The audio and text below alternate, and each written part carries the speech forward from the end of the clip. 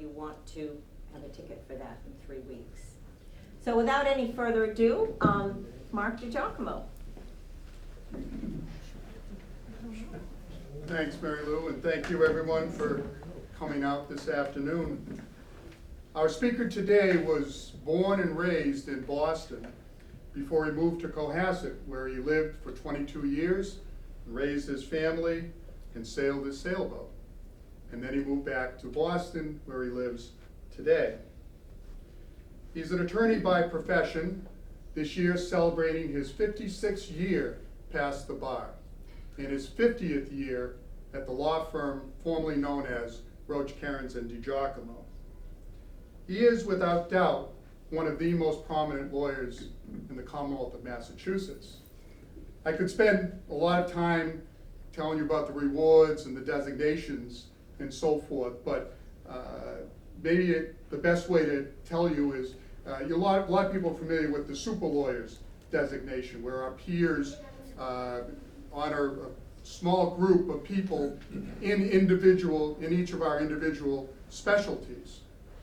Well, this year, once again, our speaker was not only a super lawyer, but is designated in a total of 6 specialties, the most of any other attorney in Massachusetts.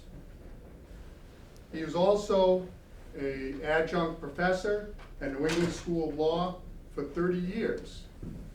But for our purposes today, it's important that you know that he is a lover of history. In fact, if you ask him today, he'll still tell you that his professional goal is to be a college history professor.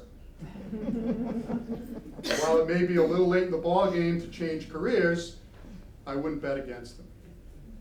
Today, speaking about an event which had a substantial effect and significance both locally and nationally, my dad, James DeGiacomo.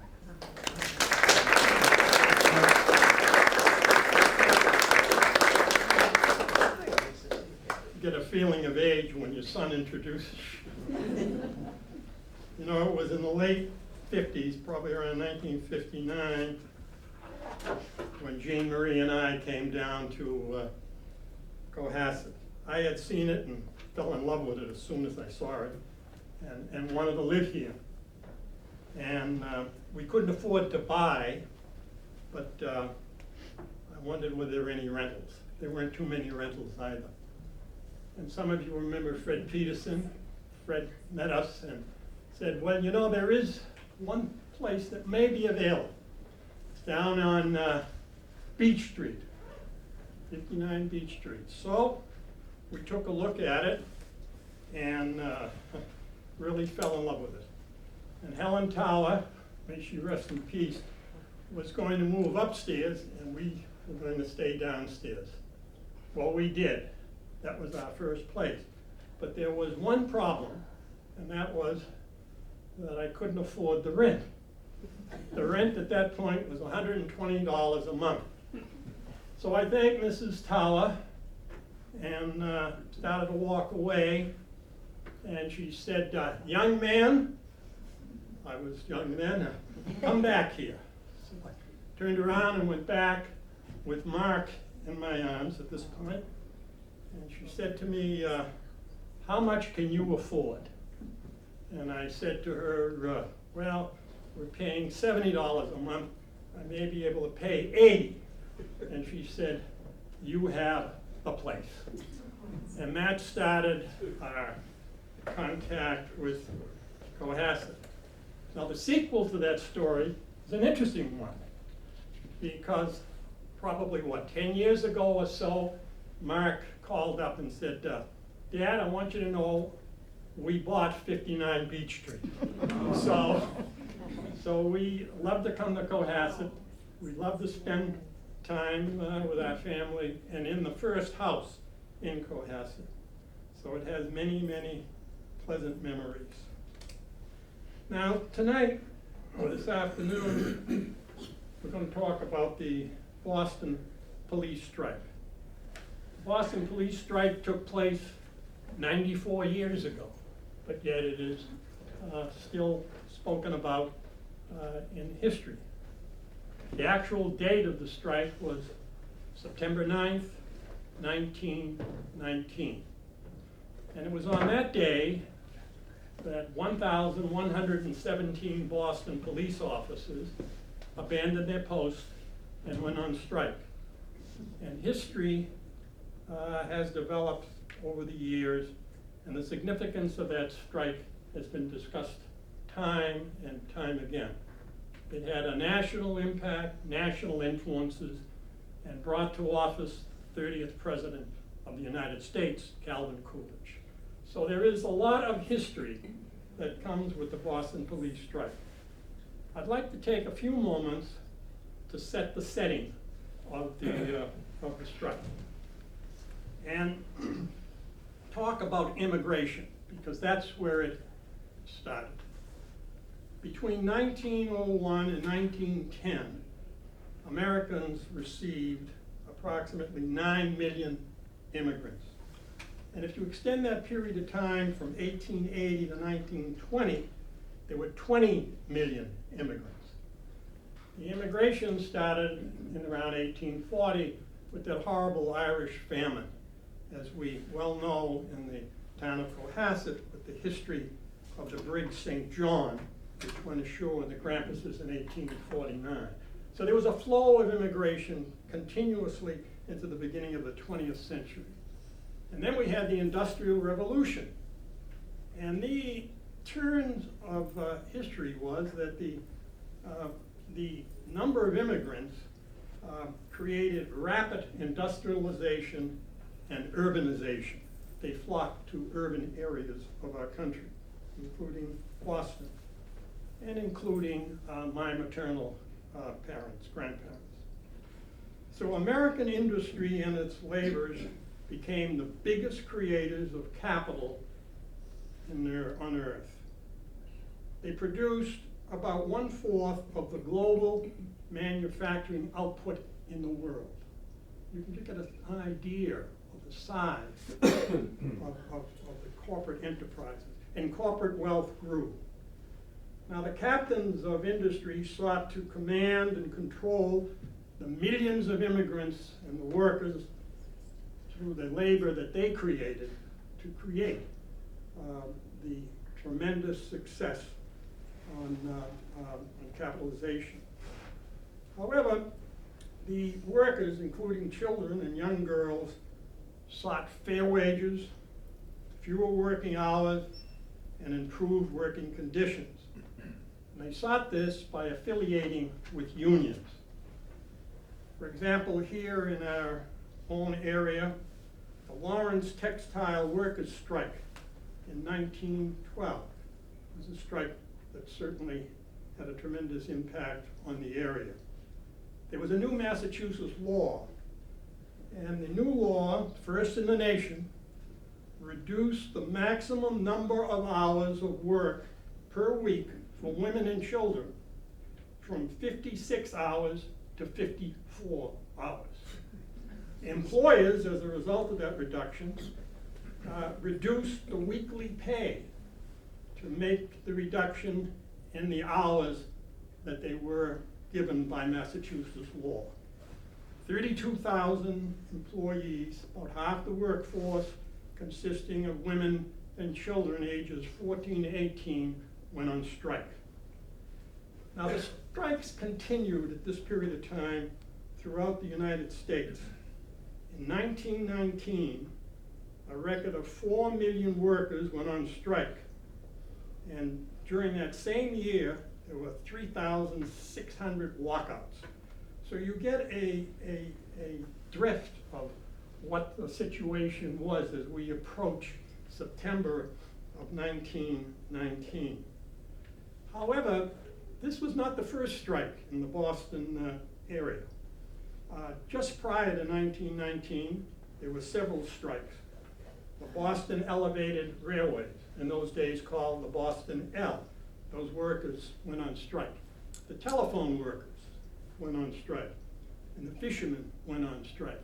And what's interesting about these strikes, and I'll come back to them later on, was in each case, Calvin Coolidge was very much involved in settling the disputes. and he settled the disputes through arbitration.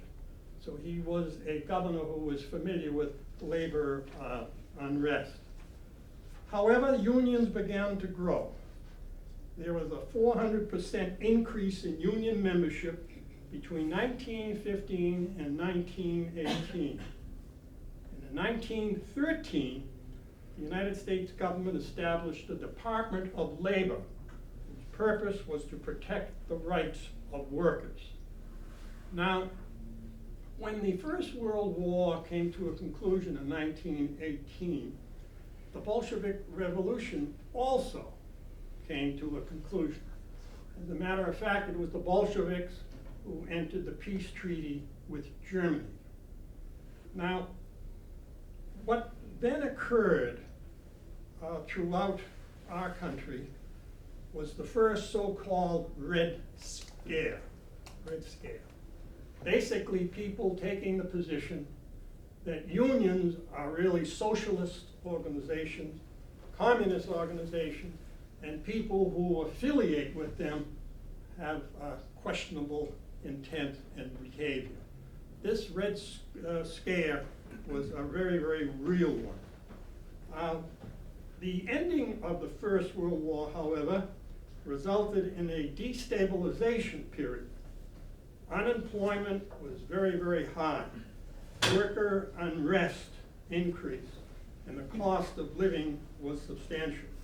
And the reason for that was that following the armistice of World War I, approximately 9 million people who worked in war industries were no longer employed. And on top of that, we had 4 million soldiers, military men, who were leaving the armed forces. So you had all of this manpower coming into play at a time when prices were raising, they were very high, cost of living was high, unemployment was high, and that was the situation that began to develop. And the nationwide fear of communists and socialists and anarchists, in many respects well-founded, took hold. Now, it was feared that in essence, that we were going to witness a revolution such as the Bolshevik Revolution in the United States. There were 2 main Union socialist groups in the United States at that time. One was the International Workers of the World, and they truly were an organization that sought, and its goal was to overthrow capitalism and to replace it with a socialist system, and they made that perfectly clear. The second socialist group was the Socialist Party itself, led by Eugene Debs, who at that period of time was, and later on, ran for national office. And the final point was that in June of 1919, just a few months before the strike, the American Communist Party was founded. And there, they also, under their doctrine, indicated their objective was to have a socialist form of government. So anyone that was associated in labor movements at this point was referred to as either a red or a communist or an anarchist. And as I say, in some respects it was true, but in very few respects was it true. And even today, if you look at history, sometimes when we see someone who perhaps is not the most patriotic person or group, he's referred to as a socialist or a communist or a red. So things haven't changed over the last 100 years. But at this point in time, it was a very, very strong movement. Now, we move to the police, Boston police, and the grievances. For many months during 1919, the Boston police, through their representative organization, which was known as the Social Club. The Social Club was their organization that represented them. They were seeking a salary increase and better working conditions. And that's important to keep in mind, because the strike came about not only the concern of salary increases, but working conditions themselves. At that time, the pay of a Boston police officer was $1,100 a year, from which he paid $300 for his uniform, and they were even requested to pay for bullets fired in the course of duty. That maximum salary would rise to $1,400 if you stayed on the force for a period of some 6 years. A policeman's worked a 7-day week with 1 day off in 15.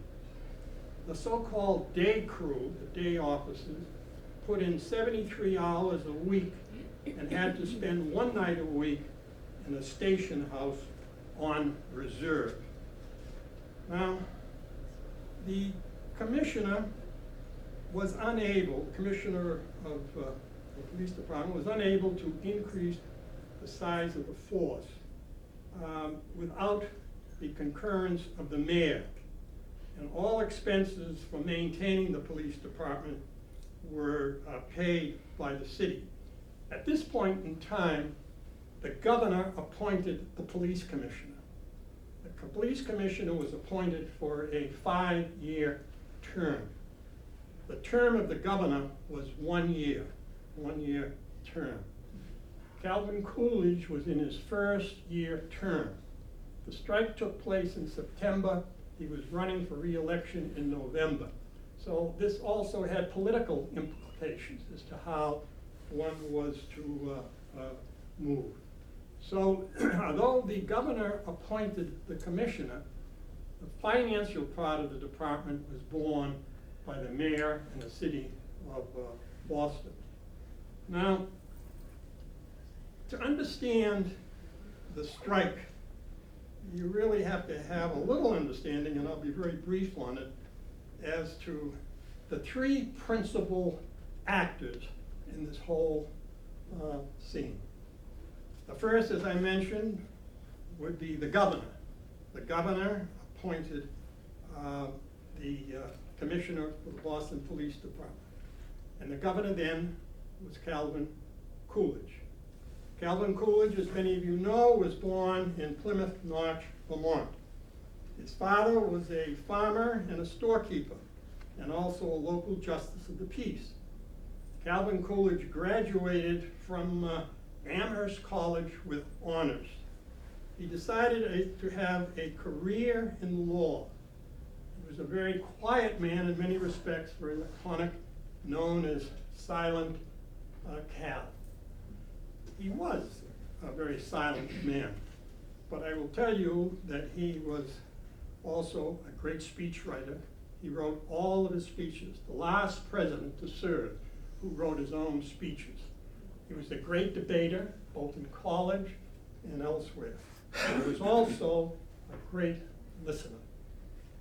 On the mantle of his home in Northampton, a 2-family house which he maintained throughout his life, rented one side and kept the other.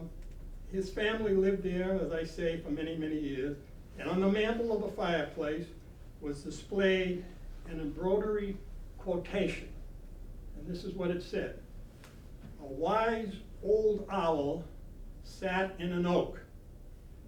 The more he saw, the less he spoke. The less he spoke, the more he heard. Why can't we be like that old bird?" That was on the mantle there.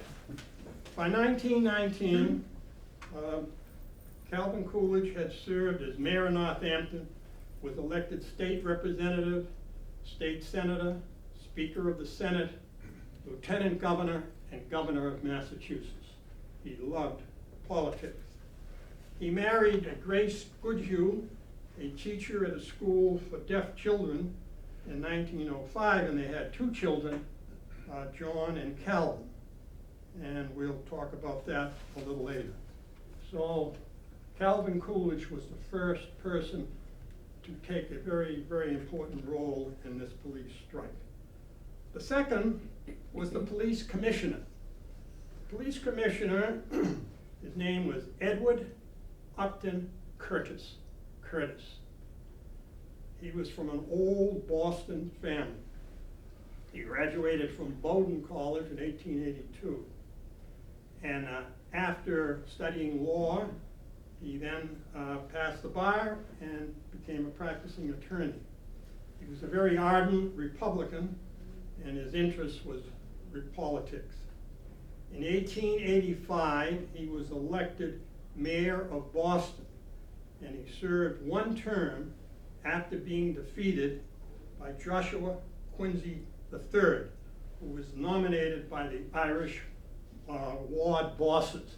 They knew how to put somebody in there to defeat.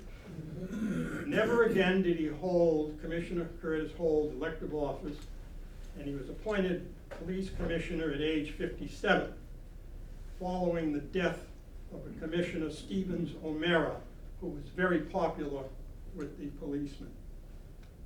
He had no previous experience in police work, and he had no great affection for the Boston Irish, and that's an understatement. He was cold-mannered, stern, and in many respects unyielding. You'll see how these characters all come together and how it developed. At the time Curtis took over the Boston Police Department in 1918, he was an ailing man suffering from a malignant heart condition. And again, that had an important factor here. The third person is the mayor of Boston, Andrew J. Peters. So you had Calvin Coolidge, and you had Peters as the mayor, and Curtis as the police commissioner. Andrew Peters was also from an old Boston family. He was a Massachusetts anomaly. He was a Yankee Democrat. He graduated from Harvard and then received a degree from Harvard Law, following which he practiced law in Boston. He again was elected to various posts in Massachusetts House, but politics was nothing he took very seriously. He preferred long summers in Maine, sailing his boat, which he dearly loved, and playing golf and other season interludes, and his social clubs. In 1906, he was elected to Congress. He served 4 terms, was appointed to several federal positions in the Wilson administration. In 1917, with the help of the Democratic bosses, he defeated James Michael Curley for mayor of Boston and was elected a 4-year term. He promised that he would never serve another term, and he kept his promise. His administration, however, was one of the most corrupt in the city of Boston. Maybe hard to believe, but at that point, and I think he still held the record, he was Peters rather nonchalant as to what he was doing, and the ward bosses and other politicians were really operating the city. Now, as the summer of 1919 approached, the police grievances remained unresolved. In June, the American Federation of Labor revised its policy of not granting charters to police unions. 30 unions, police unions throughout the country, were quickly formed.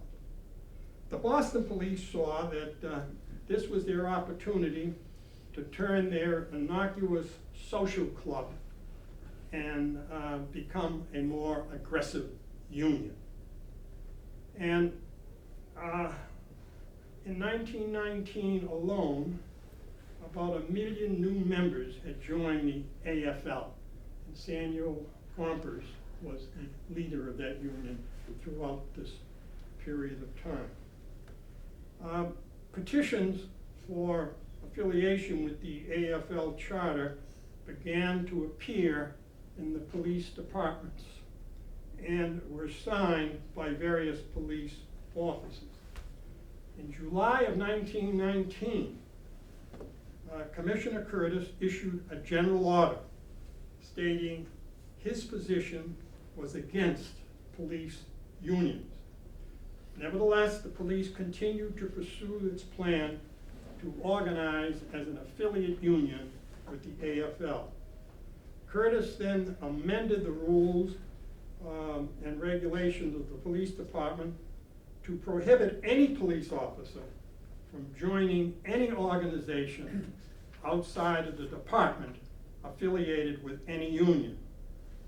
On August the 15th, the patrolmen voted unanimously that notwithstanding the previous orders, they were going to accept a local charter with the AFL. And they did accept the charter and elected officers for their newly formed union. 2 days later, Governor Coolidge publicly stated his support for Curtis in any action he may take. Now, what's interesting at this point is that Governor Coolidge never changed that position throughout the entire strike, as you will see.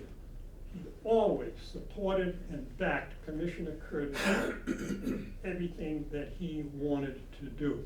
And I think that's an important factor. He never changed the position. Now, at this point, we're in the summer of 1919. 19 policemen were involved in the formation of the affiliation with the AFL.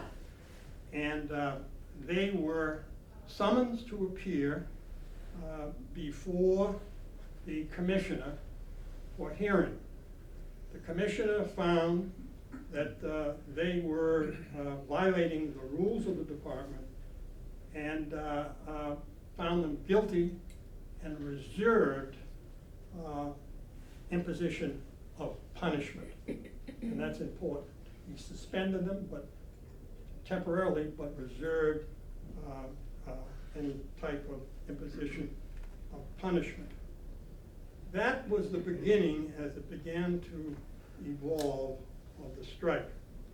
Now, the Boston Labor Council, which was the local coordinating agency for all AFL unions, then announced that there was going to be a general strike.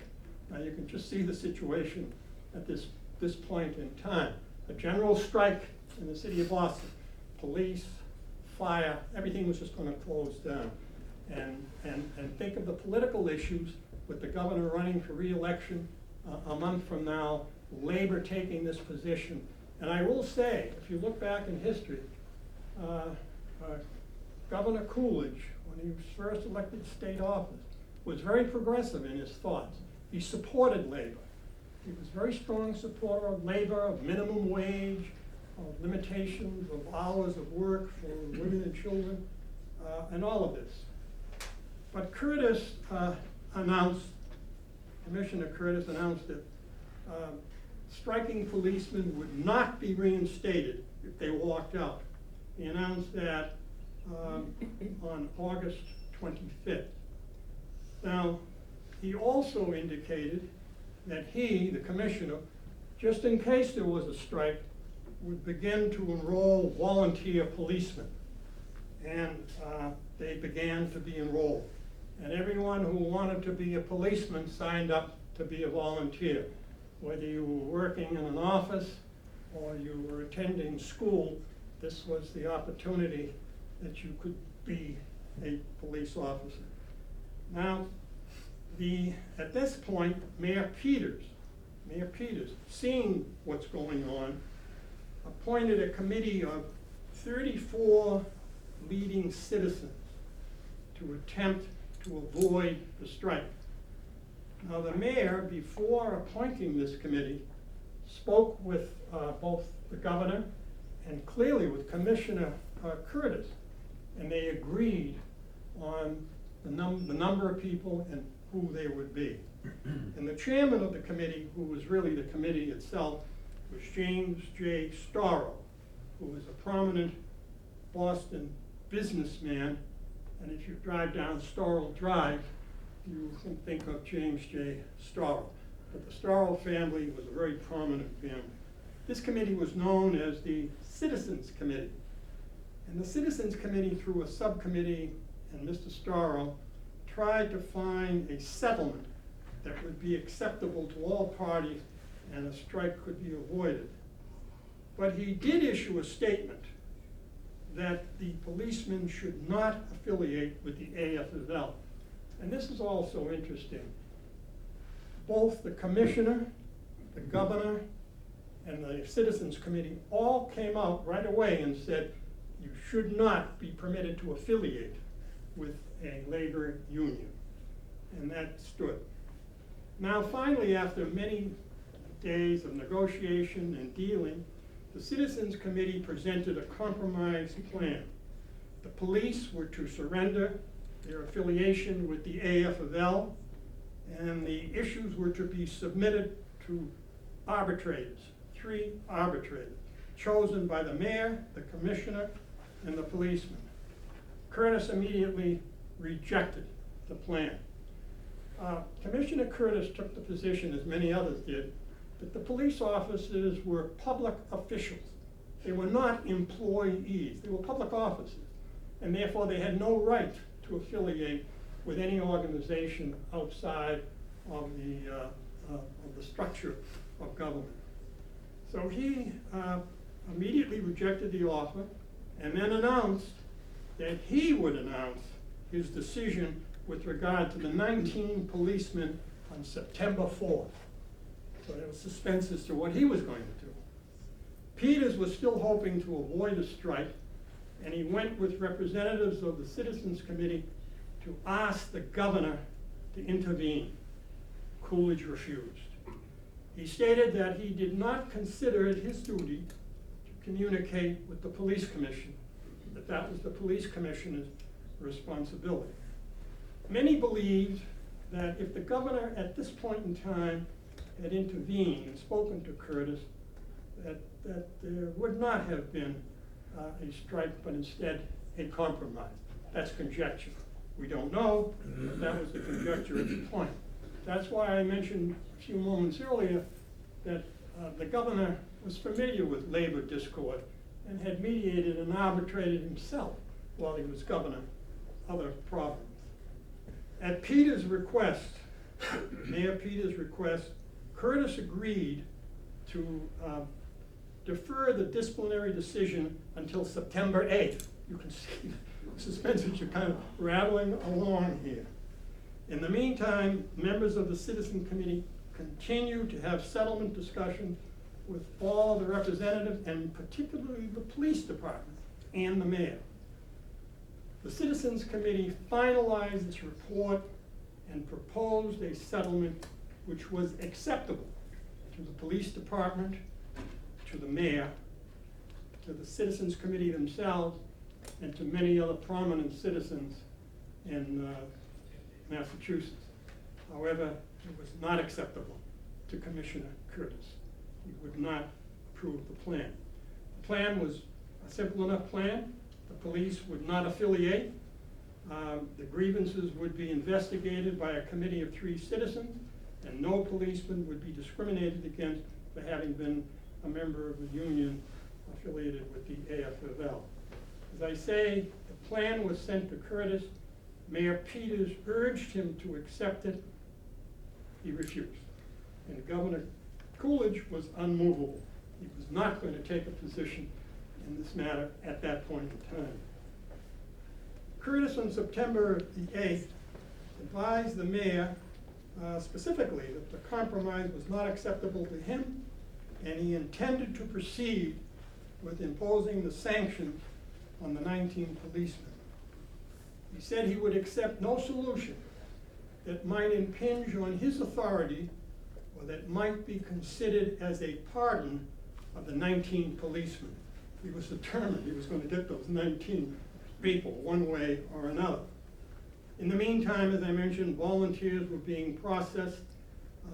Many students from Harvard volunteered, and it was proceeding on that basis. Curtis assured the governor that he was in control of the situation. He did not believe that many members of the force would strike, and that he did not need any further assistance. And that's an important point to remember. because at this point, the rioting hasn't taken place, but people are certainly foreseeing it. And Curtis, as the commissioner, is assuring everyone, don't worry about it, I've got everything in hand. Nothing is going to get out of control. On the afternoon of September 8th, Curtis finally announced his decision that the 19 policemen were suspended permanently. Now you can just see the situation that you have. You have a plan now that has been rejected, agreeable to the policemen, agreeable to the mayor, the police commissioner taking the position that I reject it, and the governor saying, I'm not going to get involved. So the suspension was a permanent suspension. The policemen were ordered to clean out their lockers, turn in their badges, their revolvers, their clubs, and their keys, and their pay was stopped. That did it. The police then voted 1,134 to 2 to strike the next day on September 9th at 5:45 p.m. Well, you can imagine what was going on at that announcement. Now, Governor Coolidge remained unruffled by any of these events. He stated that he had full confidence in Commissioner Curtis and again refused to endorse the Citizens Committee compromise plan, which was rejected by Curtis. At a meeting with James Storrow and Peters, the governor was asked to mobilize 3,000 to 4,000 troops of the National Guard. He refused. He felt the situation could be safely left to Commissioner Curtis.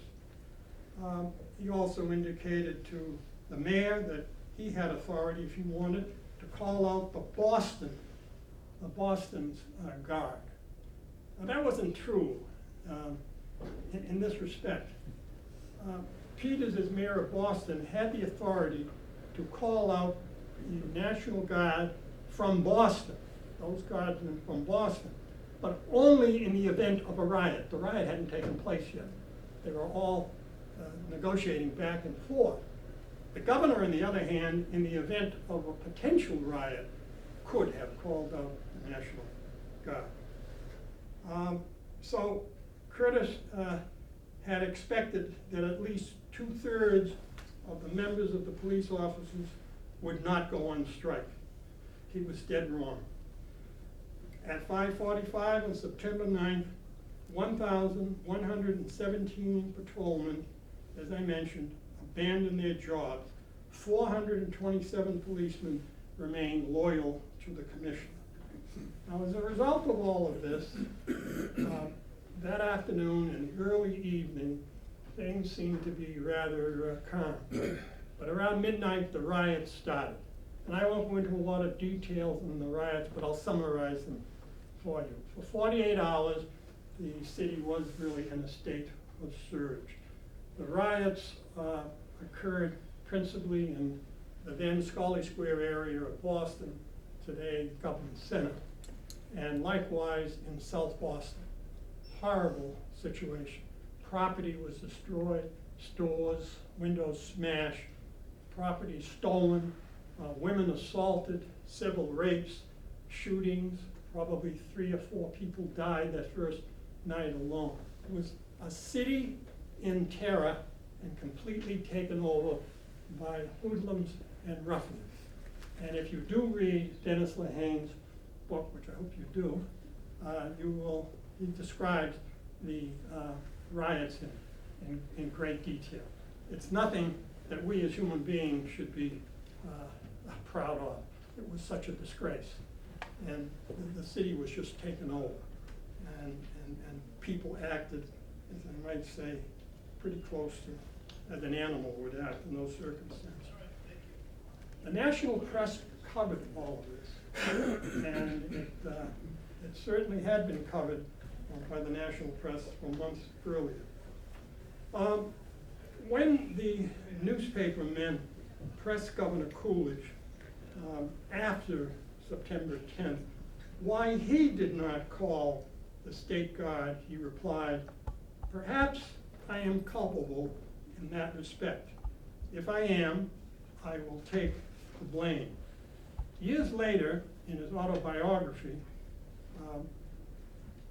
Governor Coolidge said, "I have always felt that I should have called the state guard as soon as the police left their post." So even in his own words, in hindsight, he is of the opinion that that was a mistake on his part. But to place all of the confidence in a commissioner under these circumstances didn't make any sense. On the morning of September 10th, Mayor Peters did call out the state guard from Boston, about 1,000. He notified Curtis, the commissioner, that he was taking charge of the police department, which he did. And he was permitted by law to do that. And he took over the Boston Police Department. So now you have the mayor, not the governor, the mayor discharging the police commissioner, taking over the department, and he sent troops into all of the stations. Order began to be restored. Now, the governor issued a statement, Governor Coolidge, which blamed the mayor, Peters, for the rioting and for not calling the guard sooner or requesting him to call the state guard. You have the finger pointing, responsibility. Mayor then issued the following public statement. The Committee of 34, appointed by me and myself, have made every human effort to avoid the strike of the policemen, but received no cooperation from the police commissioner and no help or practical suggestion from the governor. Now, at this point, the threat of a general strike was continuing. Public opinion was now moving away from the policemen and toward the position of the police commissioner. But when Coolidge saw this, he was angry, very angry. And what he did was, at that point, he called out the state guard, after Peters, the mayor, had done so and perhaps brought the situation to a control. And the reason I mention that is that that captured the national press, that Coolidge sent out the guard, and Coolidge has now taken control of the whole situation, and law and order is being restored. And meantime, Mayor Peters is out in the corner there and never got any credit or acknowledgement for what he had done. But nevertheless, Coolidge did call out the guard, did take control, and what's the first thing he did? He reinstated Commissioner Curtis as police commissioner. And that's what started there. And the national publicity continued, and Coolidge became known as a strong supporter of law and order. And new recruits began to be interviewed and placed in the department. Many of the police officers, for years, that were suspended, that walked out, attempted to be reinstated. It failed. It failed for year after year after year. Not one of them was ever reinstated. And for years after that, these striking officers used to meet once a year. And they'd have a meeting together, and they again would petition and try to get their jobs back. They loved their jobs, they wanted their jobs, but they never got them back. And Samuel Gompers, at this point, telegrammed Coolidge, urging him to consider letting the men come back and not being replaced. And Coolidge responded in a telegram, and this is what he said. Your assertions that the commissioner was wrong cannot justify the wrong of leaving the city unguarded. There is no place, no right to strike against the public safety by anybody, anywhere, anytime. And that statement went throughout the United States. And all of a sudden, from a rather unknown governor of Massachusetts, Coolidge began now to be spoken of as a potential for national office. And here, the public, national public kept going on and on. Again, Coolidge in his autobiography, which, by the way, if you haven't read it, it's no long one. If you're interested in this, it's a very, very interesting one. This is what he said in his autobiography. No doubt it was the police strike of Boston that brought me into the national prominence. That furnished the occasion, and I took advantage of the opportunity. One thing to say about Calvin Coolidge, he was an honest, straightforward man. But there was a political overtone to that. Okay, so what happened as we come to our end of our story? What happened to the three principals? Of the three principals in the police strike, Commissioner Curtis had the briefest further history. He died of a grave heart condition in March of 1922, so he didn't survive long. After the strike, he reformed and reorganized the department. Every applicant had to be interviewed by him personally, and every discharge had to be initiated by him. Peters, the mayor, after leaving City Hall, he went back to his law office and practiced law. He held a few minor appointments, few positions, and he was succeeded by James Michael Curley as the next mayor. His relations with a woman by the name of Star Wyman. I hadn't mentioned this, but it's been established as a fact. Mayor Peters had during this period of time a relationship with a woman who was a distant relative and in her teens. And this relationship continued, unbeknown. It was kept very, very quiet. And later, after this period of time, it came to light. And his personal reputation became blackened. His last years in life were very sad. He was married with 5 children, and notwithstanding this relationship, apparently continued to have a reasonable relationship with his wife. His last years, as I say, were sad. In the summer of 1932, his 2 boys died of polio, and then his son was killed in a car crash. So he lost 3 of his 5 sons, and he died of pneumonia in 1938. Calvin Coolidge was elected vice president, as you know, in 1920, and became the 30th president of the United States on the death of Warren G. Harding in 1923. He was elected president on his own in 1924, and he was succeeded by Herbert Hoover. Calvin Coolidge had a sad experience likewise. While he was president, his son Calvin Jr., playing tennis, ended up with a blister on his foot, on his toe, and contracted blood poisoning and died while he was in office. His second son, John, lived well into his 90s. In 1998, here in the Boston area at the JFK Library, there was a 2-day symposium on Calvin Coolidge. And at that point, John, his son, was recorded and his speech was delivered to the symposium. So he died well in his 90s. After leaving the presidency, Calvin Coolidge returned to his home in Northampton with his beloved wife, Grace Coolidge. He wrote in his biography, "We thought we were made for each other. For almost a quarter of a century, she has borne with my infirmities, and I have rejoiced in her graces." He really knew how to write. Calvin Coolidge died in 1933. I've seen his gravestone, and maybe some of you have.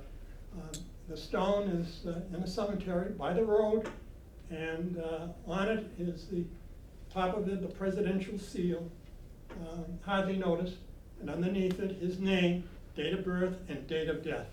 That was it. Other graves there. And as I mentioned, the state policeman the striking policemen never were able to come back. So let me leave on a personal note, and I'll be glad to answer any questions you might have. And I do this with some reluctance because I don't like to get personal, but Mark has insisted that I do this because he says, I'm sure many of the people will want to know why you have an interest in the police strike of 94 years ago. And I said to him, I'm not sure of that. No, there's not yet. You would want to know. So what I did, I thought I'd explain to you by putting up here a photo of a policeman. And that's Mark's grandfather. Oh.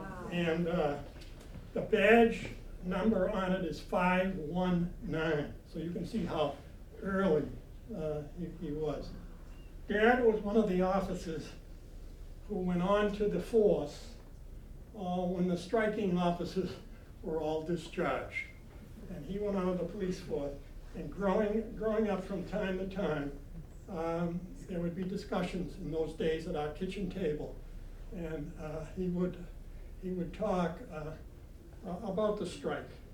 The last time I heard Dad talk about the strike was in just the year he died, 1988. And I took him to lunch at the Algonquin Club.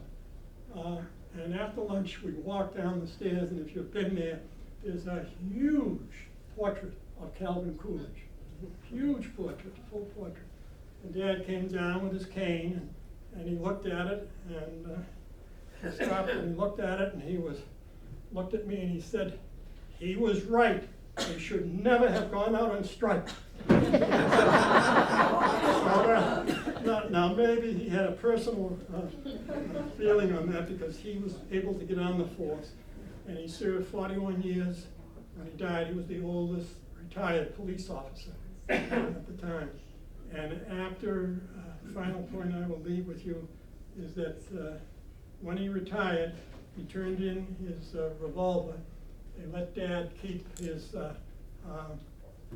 badge, and they also let him keep his stick, the club. So he gave my brother his badge and me the club. So this is what we have, and there he is. So those are my remarks. I hope they were helpful to you.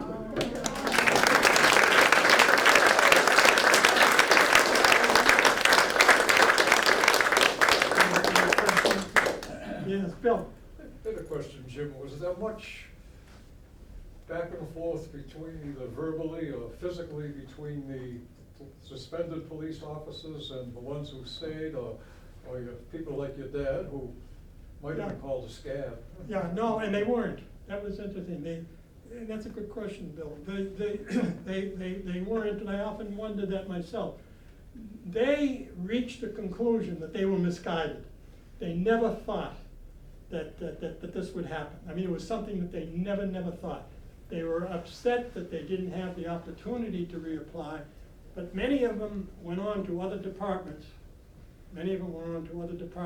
Other jobs, and so forth.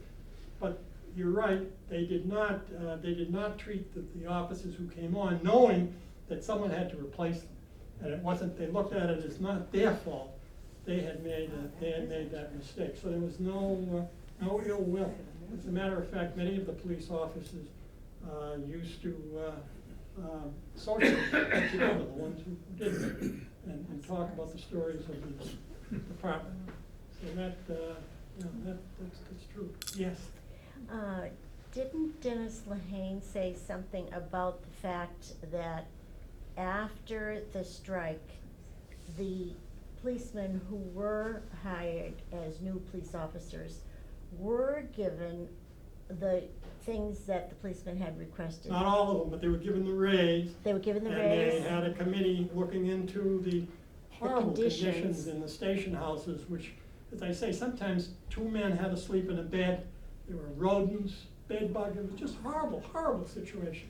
And but they did get their increase, and they didn't have to pay for their uniforms. So those were the Or three the bullets, things. the Yeah. bullets. At that, so it did help. The police formed the union, the Boston Policemen's Association in 1965, and that was their union at that point. And I'll say, myself, again, touch personal basis, I always have a soft feeling for that union. I lost contact when Dad retired, and he was pensioned for many, many years, some 23, 24 years before he died. And when he died, I had no idea of notifying anybody. But Mark remembers, I'm sure. But when we went up to church, little church in Chestnut Hill for the burial, the hearse pulled up, and I never saw so many policemen in my life. They were all there with, it was an honor guard that he had.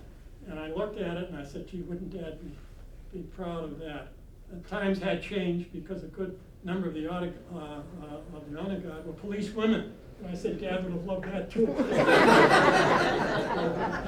But they were there, and they went to the cemetery and they fired. I mean, they really gave him quite a send-off. Yes. You mentioned that Curtis personally interviewed everyone who Yes. came on. Yeah. His antipathy against the Irish, did that result in the force Remember changing? now, in the police department, well, let me put it this way. A good Irish mother, and we grew up in the neighborhood, used to think in terms of her sons, in terms of the 3 Ps. These were the desires. One was a priest, second was a politician, and third was a policeman. So you either went one or the other. And when Dad went on to the department, it was very, very, very heavily Boston Irish Catholic policemen. And how that changed was politics changed. This was a period of time when the old Brahmins, they were losing control of the political organization, and the Irish world politicians were gaining control. And so it kind of moved in that direction. But, he was probably one of the first Italians on the police force. There weren't too many, I know that. Yes? Are you saying that the policemen never organized till 65? They kept their social club. The social club as that itself was like a union. It was a fraternal organization, but it was within themselves. There was nobody representing them, no third external representation. They did it themselves. So they always had the social club to render the complaints. You follow me? But when they organized, they could have formed at that point with another union. The law permitted them, but at that point, they didn't want to. In any event, that's the strike of 1919. Thank you very much again.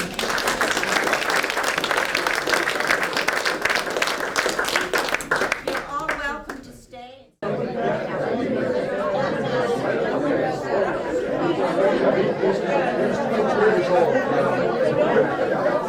Thank you.